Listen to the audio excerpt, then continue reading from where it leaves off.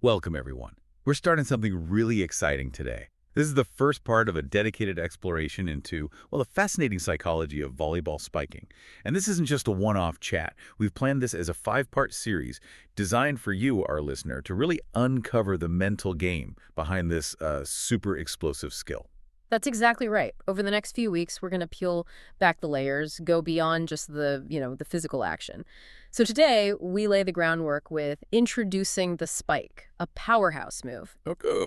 Then, moving forward, we'll tackle something very real, overcoming the fear of spiking. After that, we'll sharpen our focusing on accuracy and control, then explore the power of visualization. Seeing is believing. And we'll wrap it all up by really embracing the psychology of spiking, a winning mindset. It's going to be quite a journey.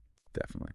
So for today, let's get that foundation set. What makes the spike just so impactful in volleyball? Because it feels like more than just, hitting it hard. There's precision, timing. It's this unique mix, isn't it? Physical skill, yes, but also this mental strength. It's kind of the ultimate statement on the court. It really is. And to give you the best picture, our discussion today pulls from some great sources. We've got insights from really seasoned coaches, observations from elite training academies, where these skills are really honed and deep analyses of the basic techniques. It's a pretty comprehensive look at what turns a regular hit into something, well, game-changing. Okay, so let's start unpacking that powerhouse idea. It sounds simple enough, right? Hit the ball so it lands on their side. But getting there, that's the complex part. Indeed. Fundamentally, in volleyball, scoring means the ball hits the floor on the opponent's side. Simple goal. And that's exactly where the spike, the attack, becomes, well, the ultimate weapon for winning games. It's the decisive action, like the knockout punch, maybe, in boxing. It shifts momentum, decides points. Yeah, it's definitely the moment everyone watches for. But like you said, it's not just one player doing their thing in isolation. A great spike needs that technical skill, sure, but also sharp game awareness, knowing the block, where defenders are moving, and, crucially, teamwork. That perfect set doesn't just happen. It's a whole team effort leading up to that hit.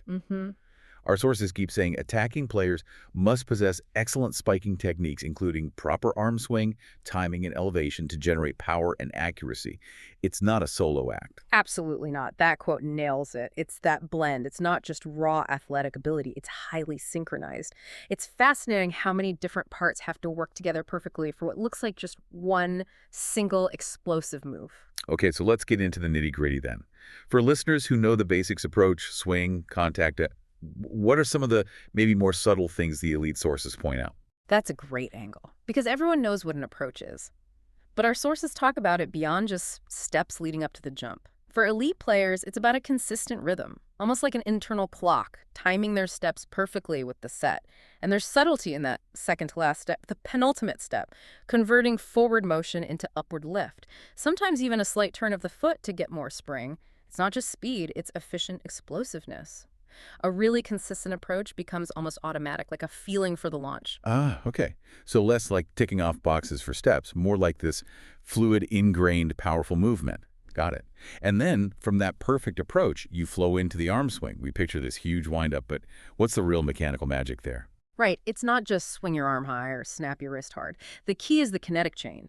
Transferring energy smoothly from the legs, engaging the core right up through the shoulder and arm.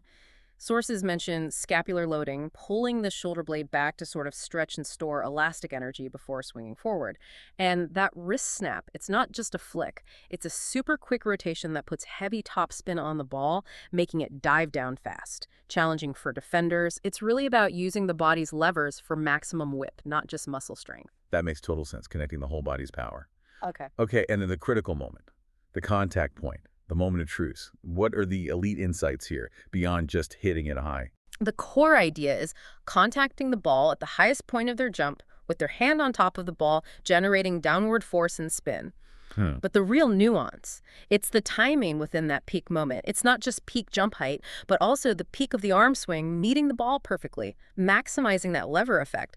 Think about hitting a golf ball dead center on the club face. Right. A tiny bit off and you lose power, lose control. It's finding that tiny window where all that built-up energy transfers into the ball. Wow, that sounds incredibly precise, Right. demanding. And like you said, power isn't the only thing. A predictable hit gets dug. So shot selection. How do players learn to mix it up? Yeah, this is where the real craft comes in. Players are taught to vary their shots, line shots, cross-court shots, tips, and roll shots to keep the opposing defense off balance. But it's more than just knowing the options. It's choosing the right one in a fraction of a second. Elite players are scanning midair. Where's the block? Where's the defense shifted? Even considering their own setter's habits sometimes. That mental calculation under pressure, choosing the best shot, it's amazing game intelligence. Like rapid-fire problem solving while flying through the air. And tying all this together, the approach, the swing, the contact, the choice, is that fundamental. Body control and balance. Seems obvious, but how critical is it really? Oh, it's everything. You cannot overstate it. Maintaining balance and body control throughout the entire hitting motion, from approach to landing, that's the foundation. Without it, even a perfect arm swing goes haywire. A little off balance, timing's gone, power drops, risk of injury goes up. It's about dynamic stability. Being able to perform these super athletic moves while staying centered, that allows all those fine mechanics we discuss to actually result in maximum force and precision. It's what makes a hitter truly precise, not just athletic. It's really quite something how all these exact linked movements, from that first explosive step to hitting the ball just right and landing controlled, let players generate maximum force and precision. That's what makes it a powerhouse move. But, like we said at the start, this series is about the psychology. So let's shift gears a bit. From the physical dance to the mental strength behind it. Our sources don't talk much about the immediate feeling of a great spike, though you see it on their faces. But they really stress the mindset, the preparation leading to those moments. It's not just the final bang, it's what lit the fuse. Exactly. It reminds me of that Bobby Knight quote. The key is not the will to win. Everybody has that. It is the will to prepare to win that is important. And that applies so directly to spiking. That powerful hit, it doesn't just happen from wanting it. It's the result of dedicated, often invisible preparation. All those reps in practice, the visualization, the conditioning work, that's the foundation being built. So for an athlete working on their spike, what this really means is, well, you don't get instant results. It's about sticking with it. Yeah. Consistent effort, building those skills piece by piece, drill after drill, even when it feels slow. You don't just magically develop a killer spike. You earn it rep by rep, often over years, and maybe even more importantly, that consistent, sometimes tedious work builds up a kind of psychological strength. Precisely. And that consistent prep feeds right back into the mental toughness you need for hitting. It covers focus, concentration, and the ability to perform under pressure. I mean, think about it. When do the big powerhouse spikes happen? Often in crucial game moments, right? Match point, needing a side out, facing a solid block. That's when all the prep, physical and mental, gets tested. Being able to block out noise, stay present, and execute perfectly despite the pressure, that's mental toughness in action. The mind allows the body to perform when it counts most. And sometimes that mental side gets a huge boost from really simple things. Our sources mention some relatable examples like the impact of a teammate just giving you a small pin that says good swing. Yeah. Seems minor, right? Yeah. But it's tangible, positive reinforcement. It can genuinely boost confidence before you step on the court. It's not just the object, it's the message. Your effort is seen, your skill is valued, your team believes in you. That kind of positive feedback, layered on top of the confidence that comes from knowing you've put in the hard work, that's what fuels the powerhouse performance. It's belief. Belief you've earned it.